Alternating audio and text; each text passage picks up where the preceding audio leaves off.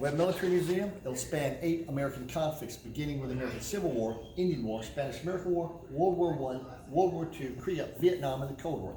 You find it's got a good narrative on the artifacts, not that boring history lesson you had in junior high. My mission statement will tell you I had great parents. My father was a career Air Force officer for 35 years, a veteran of 2 wars. But my mother gets me interested in history when I'm 10 years old living in Europe, because my mother was born in London. As you know, they were heavily bombed by the Germans. So this gives you an idea of one day in my mother's life as a teenage girl. But that's one day in her life. That's a map of London. Every red dot's a bomb blast. Oh my That's gosh. the first year. 4 more years of bombing are coming. And my mother spent 5 years of that die. That's absolute madness. Can you see why I could never have a teenage problem? So when you go through the museum, make sure you see my mother's gas mask. And there's a picture of my mom and the fair-haired Uncle Fred holding their gas mask in front of their house. And I know that's before the bombing because there's still glass in the windows. If a 500-pound bomb goes off across the river here, this place will shake. My mother told me when I was 11, one bombing at night, 8 bombs went across the street, hit all the houses.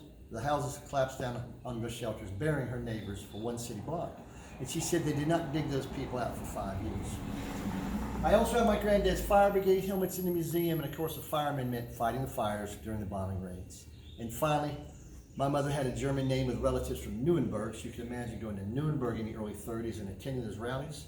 My mother did that as a child, and usually my Uncle Rudolph took her, and that's Uncle Rudolph's uniform, photograph, and hat. Even though Rudolph owned a big restaurant, all Germans were conscripted into the army, and Rudolph was sent to Russia. He was captured by the Russians in the Ukraine in May of '44.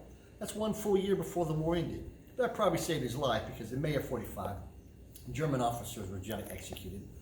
Rudolph told me he spent 9 years in the gulags of Siberia, and on many occasions he said he was sent underground in the salt mines where he had to work for months and months, never seeing the sun or the moon. But he actually survived. Only 3% of a million Germans ever got out of Russia. All right, in my